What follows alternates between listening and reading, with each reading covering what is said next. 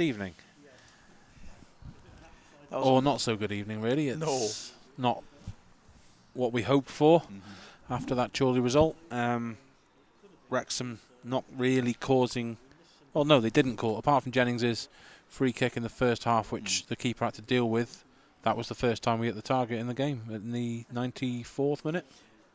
That's true, yeah. Was it the first? Yeah, first shot on target in open play, was it? Yeah. I don't know, but it was a poor performance. Yeah, Wrexham, really got the let off with that open goal that Bettimer should have scored from, from 2 foot out. But as it was only a relief of 2 minutes because the goal came pretty much straight afterwards. But in a game of football, sometimes you've got to, look the gift horse in the mouth, I suppose, and sort of think that's the let off. This is where we go. And Wrexham, frustratingly, go down 2-1 at home.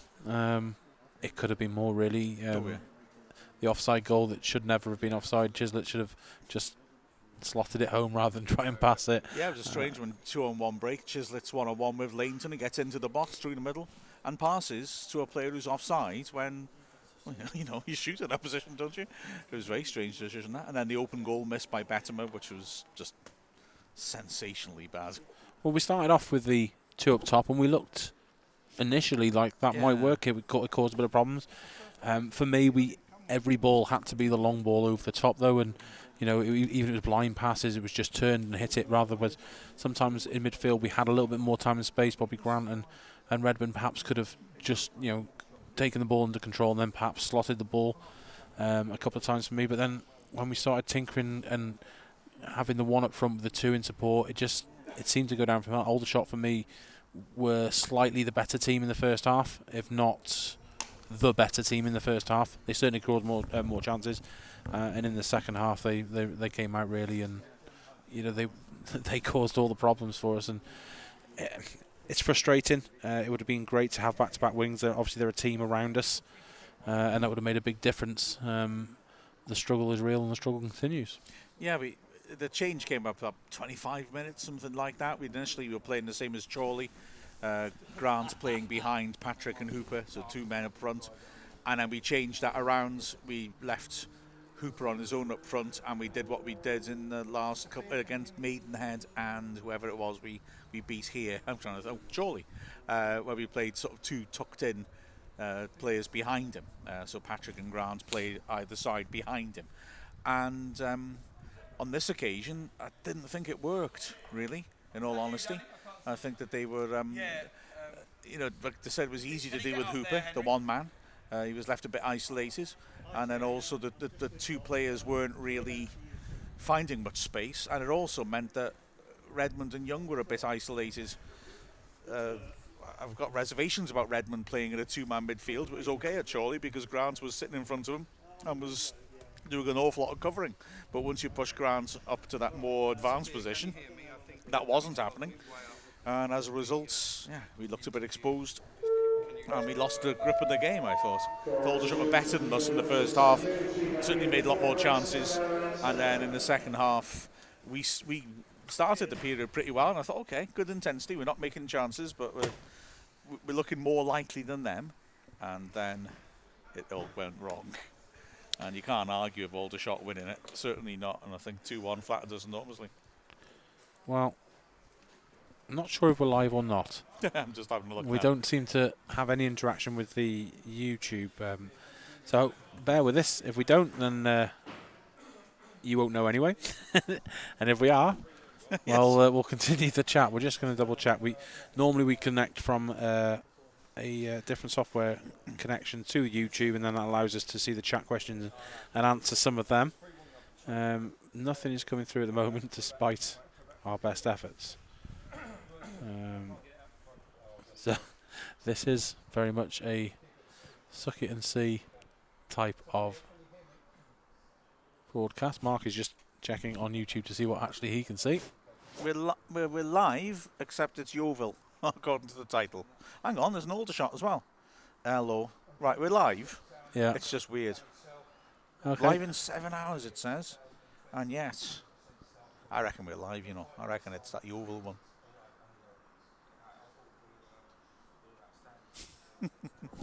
Hey, there we are. right now. I've definitely got my hat on. Here we go. So, okay, so for some reason it definitely says Aldershot on what we're looking at, but we seem to be live on something completely different. So well, at least we can get some questions. And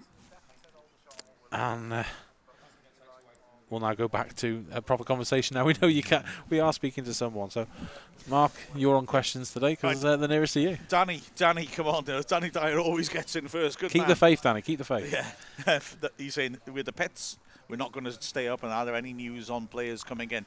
Right. The thing about staying up, and that's okay. Maybe I'm a glass half full person after all.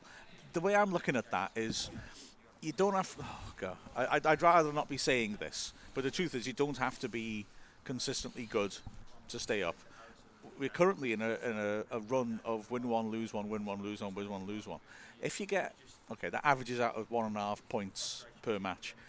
If you get 1.5 points per match, looking at the current table, you're just off the playoffs. So that form will get us through. Admittedly, it's hard to analyse and it's a bit frustrating because you go from a win to a bad performance. But that would get us away from trouble, and I think we will. I'm not thrilled, but I think it would be enough. The second question from Danny's key, isn't it? Any news on players coming in? Well, Keats keeps his cards very close to his chest. The only thing that will stop him from bringing a lot of players in would be the inability to get out the number of players that he wants to get out, I think. Yeah. I like the fact that he keeps his cards close to his chest, because in the past we've had managers who've openly said stuff which then hasn't happened and disappoints, Although I think Keats did that in his first spell initially, didn't he? He was like, I hope we play a movement this. And I think he's learned from that, perhaps, to keep his tenure went on, and then obviously coming away and coming back. Brian Flynn used to name players that he was going to buy to the press and then fail to close the deal. Well, I'm smart. I think you put it right. Win one, lose one. It's not pretty, and even when we've won, we've not played brilliantly. I've seen the Charlie highlights and I spoke to a couple of people that have been there, and it wasn't the prettiest games, but we ended up being the best team, much like Boxing Day. We weren't brilliant, but we destroyed Chorley with some early goals, and then that allowed us that cushion.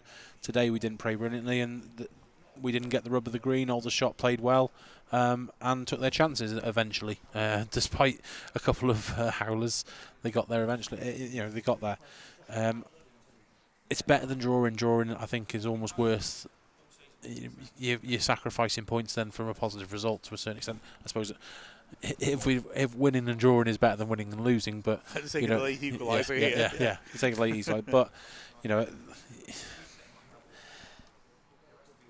we haven't got many games left. We're definitely in a battle to stay up. There's no getting away from any of that, and hopefully we can stay. And it's going to take a rebuild in the summer. It's going to take a lot of hard decisions, I think, on various squad members. Everything is going to be. It's not acceptable to be down that end of the table, and we need to assure that we're not the next league below. Really, that's vital, and I think everyone's working for that. As for players in, as Mark says, cards close to the chest. I would imagine very much that there's wheels in motion, whether it be trying to get players out or players in, and I'd imagine they have been in place for quite a while, because obviously with the Welsh FA ruling that affects us, that we can't sign players, then I'm sure homework is diligently done, and football is football. Unless the right deal is struck, you can't get the right players. Certainly, I'd imagine the pool of talent available is a lot smaller than is in the summer, and therefore teams get a last minute injury and so a player that wasn't in the plans and perhaps may have been available for transfer is suddenly back in the plans, and these things happen. Agents get involved and they want their 2 pence worth, as Mark said. We need to free up wages to allow to players to go out and to come in. So frustrating, and I'm sure there's things in place. What is certain is, for me, we need a leader in that midfield to complement Luke Young. I think Luke Young tries his hardest and puts every bit of effort in and has done all season, and he needs, especially with Akil Wright, who came in and did well, having the hernia issue. I think we've missed that battle in quality that's there to the Rutherford, Wright and Young midfield work for me, because whilst not all central midfielders and perhaps the creativity might not be there, they were all workhorses, and they all give you that every single bit of ounce they've got. I think that's where I'd address straight away. I think is that centre midfield. I think we've missed Akil Wright a lot. I think he's been out injured, hernia injury, and that's a concern. Aled Evans is saying we're weak as anything in midfield. There's no real presence. He also talked about Bobby Grant. We'll come to Bobby Grant in a minute because he's a theme. So we'll address all those together. And David Forrester saying there's no backbone about the side. They fall to pieces as soon as any pressure's put on them. The scoreline was flattering, and he makes another point we'll get to in a sec. But just to talk about that idea then of a midfield and lack of backbone. I'm reluctant to go as far as to say lack of backbone, but I will say there have been a number of times this season, because confidence is fragile, where when things have gone wrong, they've failed to pull themselves back up again. Yep. Keats, very deliberately when he came in the first time, brought players in not just for quality, but for character. And I think that will be something he'll look at again. I think he wants strong characters as well as good players, so that doesn't happen. In terms of midfield, I think that's also something that would be very clear in his mind. Because you've got Young, who works terrifically hard, and no one else has been really consistent apart from him. Wright has been under Keats, and I think he's a loss. As you say, Rutherford's got excellent, reliable work rate, but I think he's got to look at that, because you can't have a midfield that is so easy to get through. I think that tactical change didn't help, because I think we get to Grant in a minute, but he does put a lot of work in, and he does cover, and he was further up and not doing that, and then we got overrun in midfield, just got through our midfield too easily. We need a dominant force in that midfield that's a box-to-box player that just wins a tackle and dynamic energy, whether it doesn't necessarily have to be creative. I think if you compare Young with that type of midfield, then you can allow a Redmond type, a Grant type to have time on the ball and perhaps deliver those balls. It was too easy to get through the middle of us. Much too easy, and Keats will be hugely alarmed by that, I think. The other point David Forrester makes there, saying about hoofball to Hooper and Patrick, seriously, tactically terrible. I certainly think it too many games have reduced themselves to that, and I think if we were going to be playing long balls in, we needed them both to stay up front. Like I said, at the start of the game with two strikers, we talked about this in commentary, didn't we? For me, unfortunately, by hitting it long and over the top, we've gained a little bit of success recently. So I can see the temptation to use the pace of Patrick over the top and the pace of Hooper. But every ball we hit blindly or with time and facing the right way was hit over the top.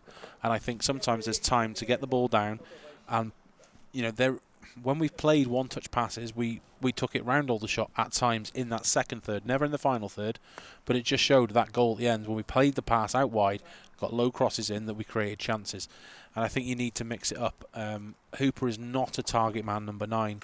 He makes great intelligent runs, and you can play the odd ball up to him, he'll chest it down, but if you're going to play him as a target man and constantly we play the long ball, and it's just bread and butter to non-league defenders.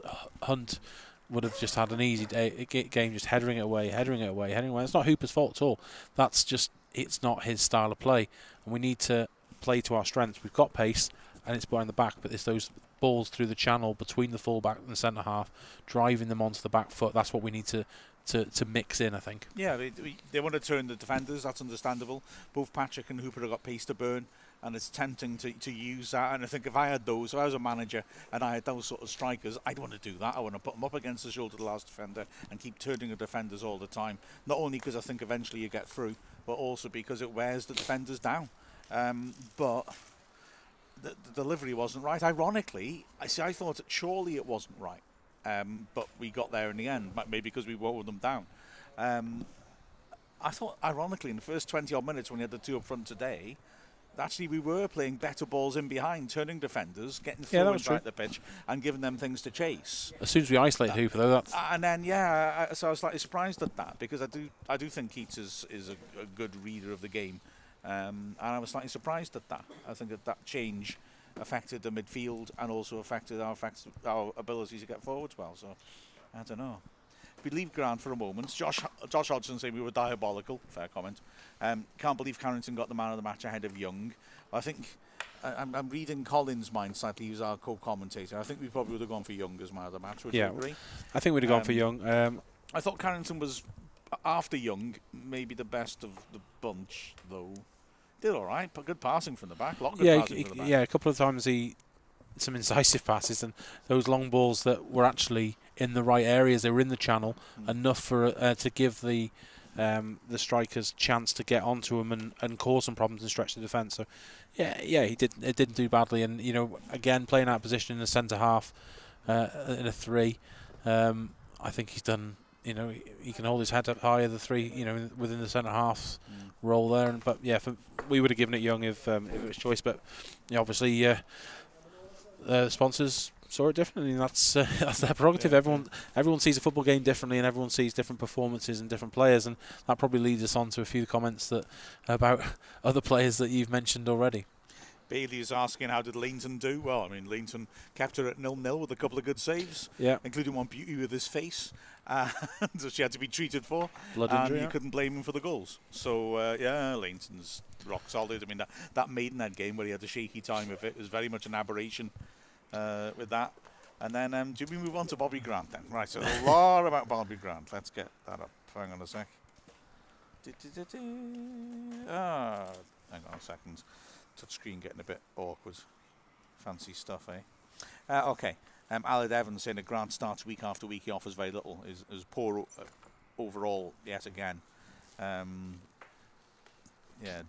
Danny Dyer, similar comments. He would get in the Kevin Druitt's team, Danny. It's League of Wales. And Josh Hodgson saying he's nowhere near our quality. I'm willing to stand up for Grant. And Bailey asked the same thing. I'm willing to stand up to Grant to an extent, but I've got to say first that he was poor today. I think his work rate's excellent. I don't think you can fault it. I think for a lot of the season, playing him up front, that's not his game. And I think he's sacrificed himself for the team in that respect. I think on Wednesday I was particularly impressed with him actually because of that hard work covering the stuff that you do that people don't notice. He really did it very well, but he did have a poor game today. I can't sugarcoat that any other way. Yeah, Bobby Grant had a poor game today. I think he'll he held his hands up in there. For me, Bobby Grant, a lot of fan expectation last year when he came. League One player, had a stellar career and done well at that level. Dropping down, I think people automatically assume you're going to bring an extra bit of quality and set the world alight. He is our top scorer. He scored some goals. He's been asked to play a number of positions that aren't his natural positions. He's got quality on the ball. Sometimes we don't. I think he's one of those players that it's very difficult to find. You either build a team around him and find his best position and build that team around him, or he's got the quality that he deserves to be in that 11, but then he doesn't quite work in certain formations and situations, and I think he gets frustrated himself with it. But he works hard and he has got some quality. It just didn't go for him today. But I think other games when he's had some unfair criticism, I think he's actually done. He buys those fouls. He's got the nous of how to play and how to win the ball in certain areas and stuff like that. So yeah, today, not had the best game, but I think I don't get the full Bobby Grant hatred that he's very much a Marmite player amongst Wrexham fans, and I do feel sorry for him because I think he tries hard and he wants the best for the club. You can sense it in the first half that because Redmond had picked up a bit in his performances, though he didn't today. At the start of the match, Redmond was playing some ambitious passes, didn't come off and getting a ripple of applause, and then Grant would play a similar attempt at putting the through ball in, and everyone's muttering and moaning about him. That's probably the worst game he's had this season, I think, if I'm honest. But I don't know. Fans want commitment and effort. You can't fault him for that. I mean, there was a time right at the end of the game where he tried to hit the goal line and he'd be knocked off balance and he ended up not making the cross and falling over. And you sort of think, and some fans were jeering him and you're thinking, oh, come on. he fell over because he was desperately trying to keep going. You know, I mean, Yeah. he's wholehearted. Don't get me wrong. Actually, someone on Twitter was saying today to me about that there's not enough goal threat from him, and I agree. I totally agree. But I can also see why Keats wants to use him, because he knows he's a reliable player who will adapt to a number of positions and has got good work rate, and Keats has to work with what he's got here. Skip a bit in summing it up. Well, I want to get to the end of what he said. He said it's dreadful. Obvious first half, it didn't work. They waited until we went behind to change it. So they could have won 4 or 5-0 on another day. I think that's a fair comment. Yeah. Keats on borrowed time. I don't think that our halftime podcast on Wednesday addressed that question. I don't think that, because we have essentially been waiting till January. I know you can't do that, but we need to see Keats overhaul this squad. He doesn't trust a lot of the players in this squad, and he's limited therefore what he can do. I think the changes we made today I don't agree with. And I think they probably didn't help us, but it wasn't going right before we made the changes. Tried something different. Yeah, I think I would have reverted back to the initial formation or tried something a little bit different, but yeah. I don't think that's the case. I don't think. There's the debate on goal scorers who leave us. Stanley Dyer saying we didn't want Quigley, now he's banging them in. Barton Banks saying we have ex-Wrexham players scoring regularly, Quigley, Rooney, etc. Rooney got a hat-trick today, didn't he, against Ebbsfleet, who aren't great with us. At what stage do we say that there's fault in the coaching staff? And then Fondop is brought up as well. I think I can see why you can go straight to blame the coaching staff, because you see people perform at different levels. But let's face it, Fondop, pretty much by the time of his spell here, everybody didn't want him as a striker. They recognised he wasn't the player. Yes, he's going to score you goals because he's awkward, he's big, and he's got pace. He will score goals, but he's playing for a team that are down the bottom end of the division like us. Rooney was a good player, flashed moments, but flashed at Chester. He flashed a little bit here, scored a couple of goals. There was a whole 30 what's the name, game contract thing or that was going under to Gary Mills or whatever that was, and that's perhaps why he never got a chance. But he didn't impress me enough when he was here, when the team was built around him to really show. He's gone to Barrow and he's found a fit. They found a formation that works. Scott Quigley, who I don't know if we were in for him or not in the summer, but he got a 3-year deal on superb money apparently. With his injury problems. We saw it for us. He kept going off with the hamstrings. When he was at Halifax last year, he played against us, he scored, and then went off with a hamstring injury. Would you really want to... It's a gamble. Would have been giving him a long-term contract like that with his injury. It's paid off a Barrow, and fair play. There was always a striker in Quickly. He needed to learn to be a little less selfish, but striker should be selfish to a certain extent, but he used to run down blind alleys a little bit too much. I think that's been able to walk over Welsh Premier League teams, and he's had to adapt to. He's certainly doing well now. I can't take the goals away from him. He's smashing them in, and he would have scored goals for us. But would you wanted to? How would you react if we'd have signed him on a deal like that with his injury issues? That's why sometimes. How would you have reacted if we'd have signed Rooney on a bit? It's all well and good hindsight. We've had these players there. Most people would look and say, well, they weren't really what we needed, and it does work out for different players. Look at a prime example, Gary Bennett. Let's have a look. It worked out for him here, and it didn't at other clubs. So it's difficult, isn't it? I don't buy the coaching route sometimes. I don't think there are many of the players who left us at the time people were complaining about. Get to Barton Banks' question, it's just a different one. But certainly, I don't think there are many of these players that people were objected to leaving at the time. Yeah, that's what I mean. And just to give a bit of perspective as well, Fondop, for example, is being thrown up all season. Yep. He scored in 4 of his last 21 games, I just checked. He was sent off today. A striker who scores in 4 of his last 21 games doesn't sound like he's going to dig us out of trouble. No. And then Quigley for Wrexham. He did well for Wrexham, but initially, but he faded badly. So I'm just looking at his stats here: 1, 2, 3, 4, 5, 6, 7. His first 8 games, he scored 7 goals. Right, nice, well done. But then didn't score, scored 1, didn't score. So that's 4. That's 9. His last 9 games, he got 1 goal. Yep. And he only completed 90 minutes 3, 4, 5, 6 times out of those matches. He missed 1 game through injury, came on once as a sub. You know, he's not made a compelling case to be signed there. You can see he had some qualities. Without doubt. His decision making wasn't always great. I remember was it Bromley? I mean, we were like 3-on-1 and he just ran and shot from an impossible angle. You know, plays unmarked, 6 yards out, and he did that quite a lot. That sort of tunnel vision. Yeah. So I don't know. Now the question of coaching is a different one, about whether it's us not getting the right enough out of these players. I don't know. I think if I have to take it on an individual basis, I think Fondop just was Fondop. I think they tried to coach him and it was difficult. He's like herding cats sort of thing, you know. Bowden, I think in a way was a missed opportunity. In pre-season he looked like a good penalty box striker, and then when Holroyd got injured we pulled him back and brought in Reid and used Masanka there. Yeah, and maybe I think Bowden and Quigley played quite well together, and I think that probably was the initial spell of goals there. But Bowden, it's a tactic sometimes that perhaps, you know. I think tactical more than coaching. I'd say tactics don't always play to the strength of our strikers, or we've certainly played a defence first, and I can see that. Do we? I don't know. Do we sometimes play to not lose? But last season we had a great clean sheet record, and this season we don't. Is that what the difference is?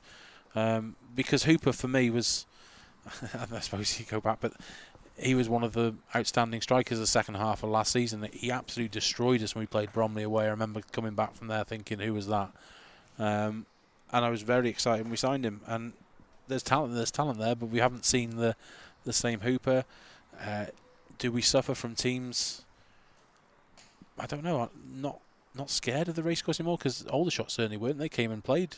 We've stopped having that sort of fear of the bigger stadium. So I don't know what it is. There's something not quite. That doesn't. We can't be eternally cursed for having some good strikers and not good player. But you look at the player turnover in the National League, and where some players look great and some people don't. Who was the player for Maidstone? That last midfielder, year? was it? He went on and played. No, I was thinking of he was like a winger stroke striker. Scored a lot of goals last season, and people were on it. Costello is another one. He scored a lot of goals for Maidstone. He's been around most of the southern teams. He was on that Vardy programme. Can't think of his name. Bobby McAlpine. No. He'll come to me, I'm sure. Komodo. I'm sure he'll come to me. But Hiroshima Twinkie. No. None of those players, but he was one of those ones that everyone clamours about. But he's not even in the league anymore. He's gone. It fits with certain players and certain tactics. I don't know. The hang on, I had something lined up there and I forgot what it was. Oh yeah, Rooney as well. Just to mention Rooney. Well, I mean, the whole thing with Rooney was. I don't like it normally when people talk about players not trying, but it felt weirdly suspicious that Rooney, when he was with us, until that point where he wanted to justify the contract, wasn't scoring goals or looking that impressive. And all of a sudden he's coming off the bench and scoring all these goals. But the Rooney thing, I think I'm pretty aware of what went on behind the scenes there, and can't really say it as such. It's not like it's not quite as suspicious as I'm trying to make it sound, but I think that Rooney and particularly his agents come badly out of that. I think that was going to get sorted and then wasn't, and I think that's. I think if as Barrow have built a team around Rooney, I think if you put Rooney in that Deverdick's, Redmond, Grant role, and you build a team around them, then there is a player there that could devastate. But there's the irony, isn't it? Because if he would have stayed, Keats would have kept him. Yeah. And then he would have been that Deverdick's player all that season. Oh, there's a what-if for moments. How would that season have gone if we'd kept him? Yeah. So, there's arguments for it, but I think with those type of players, you have to build. I think that's what we were just saying. We need that midfield general in to partner Young, to then allow a player to have that. But, I think more importantly, we need to stay up and we need to get results, and it's going to be a down-to-the-wire type season, I think. Yeah. And Tardude saying, what formation do we play? Seems to change constantly. The players don't seem to know what they're doing. The fans absolutely don't know what's happening. I wouldn't totally agree, Tardude. I think the fleet at the back has been pretty consistent the last few matches. He then altered things ahead of that. I think he's done that fairly successfully. If you look back on the results since we went to 3 at the back, it's often when he's changed the configuration of the front 3 that he's caught the opposition out, and we've then got the good result. And it's then when he's stayed with that formation that we've then not done so well. That's happened then from Wednesday to here. We changed our formation on Wednesday, caught Chorley out, and then stuck with it.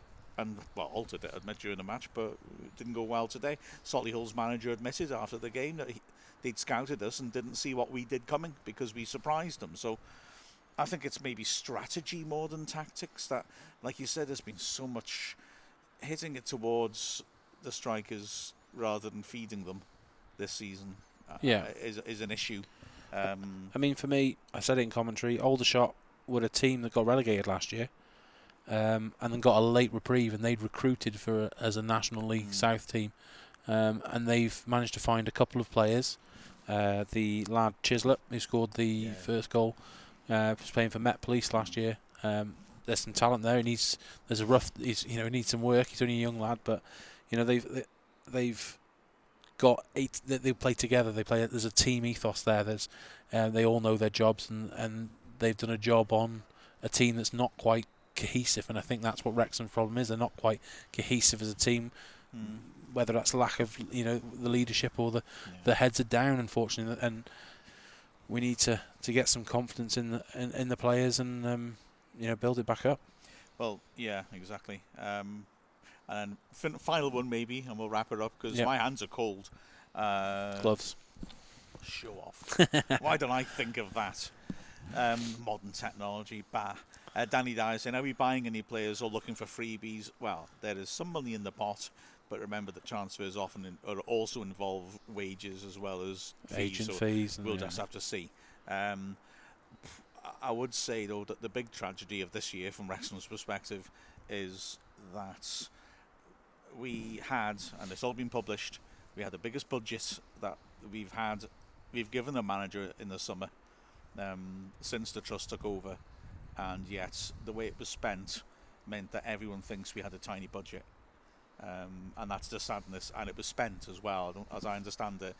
There wasn't a case of we'll keep some money back for January. It was spent, and that's left Keats in an awkward position. But he has been. The board have freed up more money because they need to back him. Yeah. But it's a great shame that we spent a lot of money on players who look like they were bought on the cheap, and that's why we're in the situation we're at now. On that bombshell.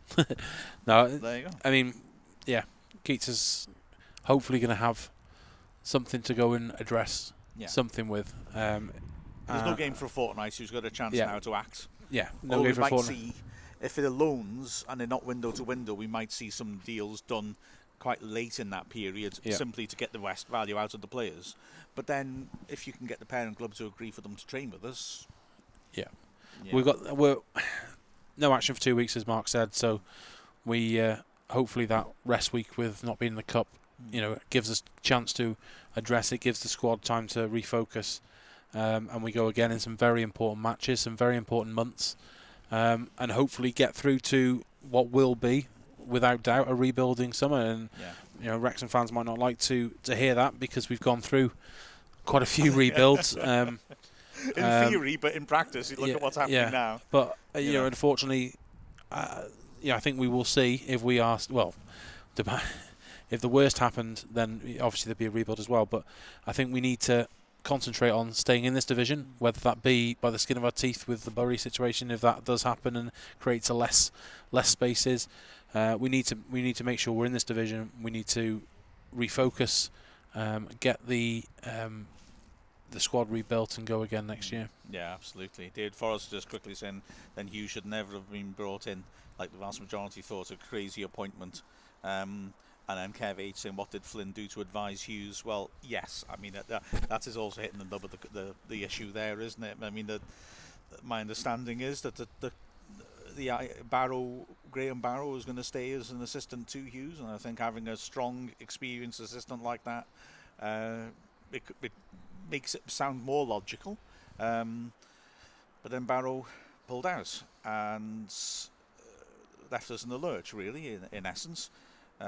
Would he have signed better in the summer, as Ricketts did with Barrow to guide him the summer before? who knows? What did Flynn do to advise Hughes?